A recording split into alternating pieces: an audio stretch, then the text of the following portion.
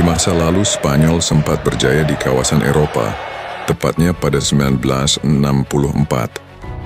Tampil sebagai finalis sekaligus tuan rumah, Spanyol berhasil menumbangkan Uni Soviet di Madrid saat itu. Namun selepas momen tersebut, Spanyol bak tim yang kehilangan kedikdayaannya. Dalam 3 edisi Piala Eropa berikutnya secara berturut-turut, Spanyol tak pernah lolos ke putaran final Piala Eropa. Meskipun sekali lagi menjadi runner-up pada 1984, setelahnya mereka hanya sampai babak penyisihan grup pada 1988. 4 tahun berselang mereka malah kembali terhenti di kualifikasi. Prestasi terbaik tim Matador selanjutnya hanya sampai di babak perempat final pada era awal milenium.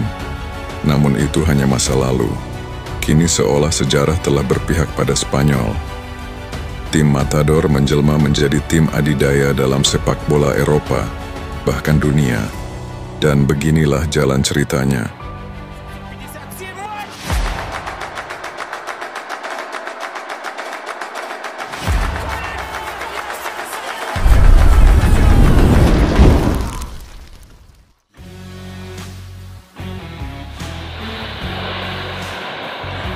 Cerita indah itu dimulai saat tim Spanyol yang dipimpin Coach Luis Aragonés tiba di Austria untuk menjalani laga babak penyisihan grup D Euro 2008. Coach Aragonés kala itu membawa sejumlah pemain baru untuk mengisi skuadnya.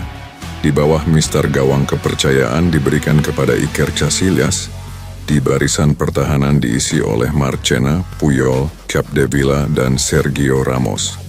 Di jantung permainan tengah dikomandoi Xavi Hernandez dan Marcos Senna, sedangkan di sisi sayap diisi oleh Iniesta dan David Silva. Seakan sudah move on dari Raúl González dan Fernando Morientes yang tak dipanggil dalam skuad, Spanyol kini memiliki duet striker baru yang lebih muda dan fresh, yakni Fernando Torres dan David Villa. Pada pertandingan perdana, Spanyol tampak tak kesulitan menghadapi Rusia. Hat-trick David Villa dan 1 gol Cesc Fabregas membawa Spanyol merebut kemenangan pertamanya. Lalu meskipun agak kesulitan di laga selanjutnya, Spanyol masih tetap mendominasi dengan mengalahkan Swedia. Sempat memimpin dengan gol cepat Fernando Torres di menit ke-15, namun di menit 34 mampu disamakan lewat gol Zlatan Ibrahimovic. Setelah gempuran bertubi-tubi, akhirnya Spanyol berhasil unggul lewat gol David Villa di penghujung laga. Spanyol menghempaskan Swedia dengan skor 2-1. Di pertandingan inilah duet maut antara Torres dan Villa mulai dikenal dan patut untuk diperhitungkan. Akhirnya pun Spanyol lolos ke perempat final dengan status sebagai juara grup D, setelah di pertandingan ketiga sukses mengalahkan Yunani yang berstatus sebagai juara sebelumnya, yakni juara Euro 2004 di Portugal.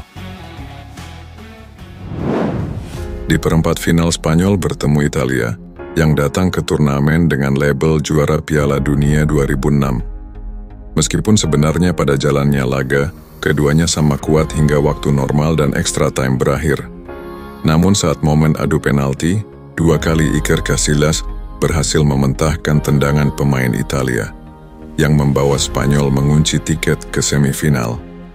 Sebuah laga yang membawa nama Iker Casillas masuk ke jajaran daftar kiper terbaik dunia. Di lain tempat, kejutan pun terjadi. Setelah Rusia berhasil mengalahkan tim oranye Belanda dengan skor telak 3-1, Rusia pun kembali menantang Spanyol dan bertemu di babak semifinal. Namun sesuai prediksi publik kebanyakan, Spanyol kembali mendominasi seperti laga perdana sebelumnya.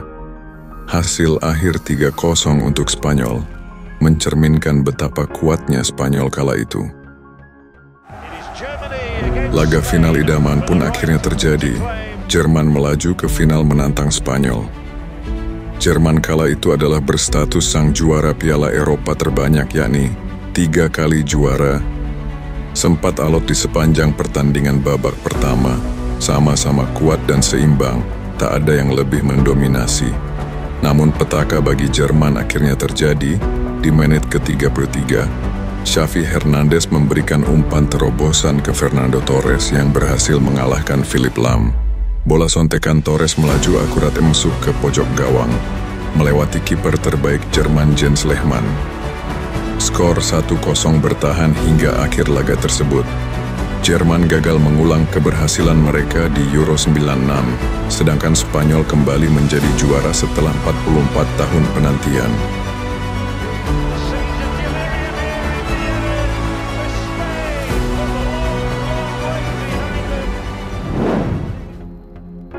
Tak hanya sampai di situ, 2 tahun berselang dengan materi pemain yang hampir sama, mengandalkan duet striker maut David Villa dan Fernando Torres, dilengkapi gelandang tengah dengan tiki-takanya yang diprakarsai Xavi, Iniesta, dan David Silva.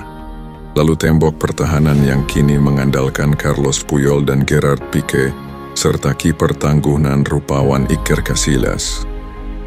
Spanyol benar-benar ingin memberitahu pada dunia bahwa mereka lah final dengan skor 1-0.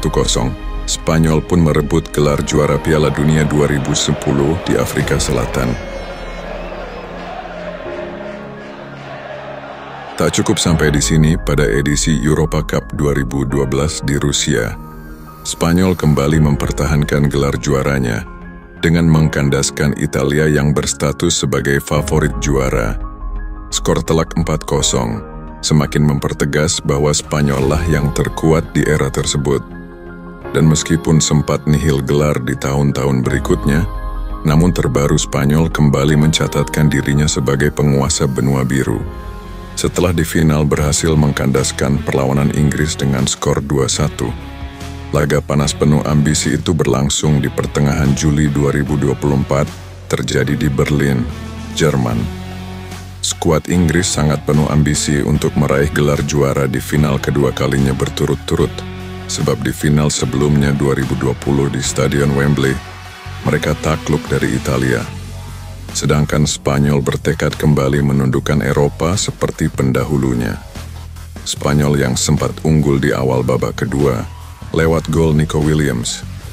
Namun kemudian diimbangi Inggris lewat gol cantik Cole Palmer di pertengahan babak kedua.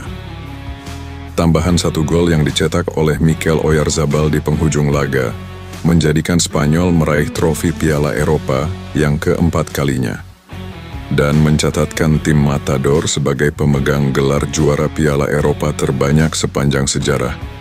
Era La Furia Roja telah kembali berkuasa di Eropa. Dan mungkinkah selanjutnya akan merebut Piala Dunia 2026? Silahkan prediksi bebas di kolom komentar.